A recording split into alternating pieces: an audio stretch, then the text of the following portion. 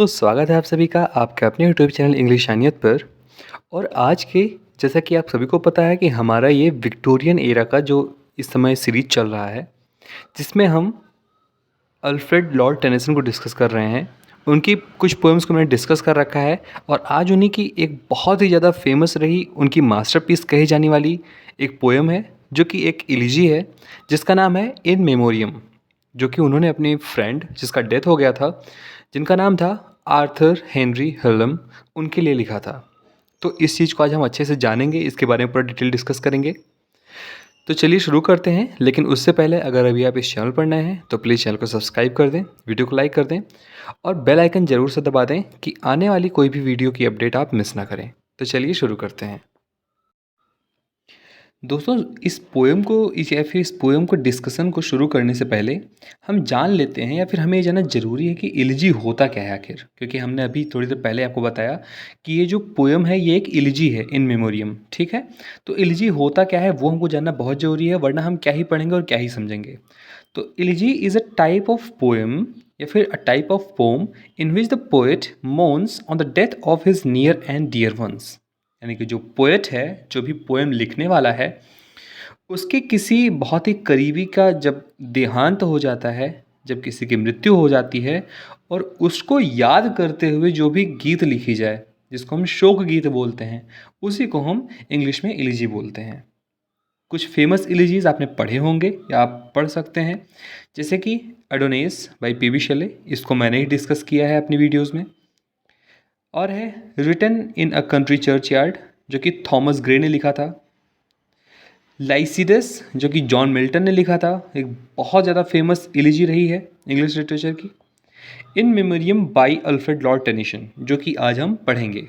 ठीक है, तो इलिजी बेसिकली एक शोक गीत होता है, जिसमें हम अपने, या फिर जिसमें पोएट अपने किसी भी करीबी की मृत्यु के पश्चात उसको याद करते हुए लिखता है। ठीक है, तो अब जान लेते हैं जो हमारा आज का पोएम है, जो टॉपिक है, उसके बारे में कुछ खास बातें।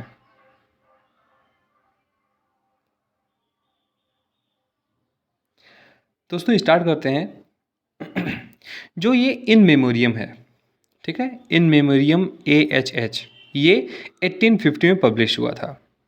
ये एक एलिजेइक नैरेटिव पोएम है। मैंने आपको बताया एलिजेइक पोएम, एलिजी पोएम क्या होती हैं, जिसमें किसी भी इंसान के मृत्यु पर शोक व्यक्त किया जाए। तो एक नैरेटिव पोएम भी है जिसमें नरेट किया गया है पूरे अच्छे से। और ये कुल जो पोएम लिखी हुई है, ये लिखी हुई है 2916, यानी कि 2916 लाइन्स में, 2916 लाइन्स में। और ये सारी लाइन्स आयम्बिक टेट्रामीटर में लिखी हुई है, जो कि 33 कैंटोज में डिवाइड है। हर एक कैंटो ये रोमन न्यूमर्ड किया गया है। और ये सारा जो पोएम है ये कुल 3 पार्ट में डिवाइड है। इस पोएम में पहला है प्रोलॉग, फिर उसके बाद जो मेन आपका पोएम है वो, और थर्ड पार्ट में है द एपिलॉग, यानी कि इस पोएम में पोएम भी है और प्रोलॉग और एपिलॉग भी हैं। ठीक है, ये पोएम, या फिर इस पोएम को कंपोजिशन में, इसकी एडिटिंग में, इसकी राइटिंग में टोटल 17 ईयर्स का टाइम लगा।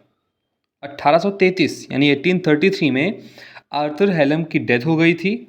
जब मैंने आपको बायोग्राफी पढ़ाई थी उसमें बताया था कि 1833 में जब वो एक वेना नाम की जगह पर वो एक छुट्टी पर थे, वहाँ पर गए थे टहलने घूमने, और वहाँ पर इनका जो ब्रेन हैमरेज था, सेरेब्रल हैमरेज, उसकी वजह से मौत हो गई थी। ठीक है, तो 1833 में उनके मौत के बाद 1850 तक उसको अल्फ्रेड लॉर्ड टेनिसन ने लिखा।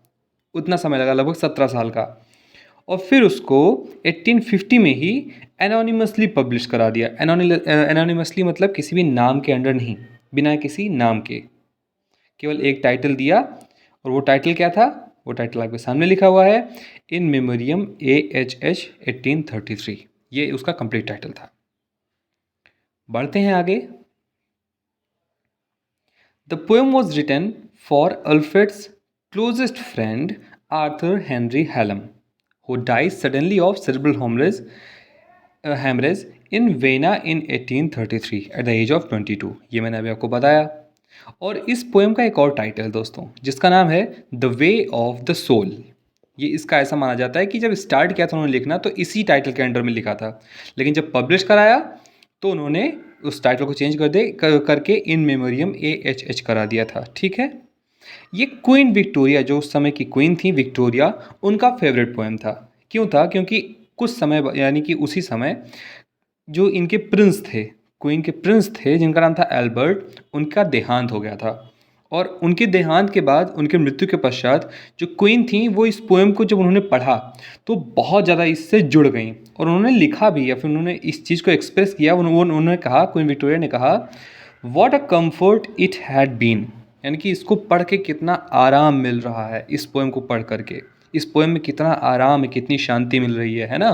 तो इस तरह से जो क्वीन विक्टोरिया थी उनका ये बहुत ही फेवरेट वर्क था, जो कि लॉर्ड अल्फ्रेड टेनिसन ने लिखा था। चूँकि अल्फ्रेड टेनिसन उस समय पोएट लॉरिएट भी थे, तो इसलिए उनकी जो ये सारी चीज़ें हैं, वर्क्स, इसको बहुत ज़्यादा कंसीडर किया गया था।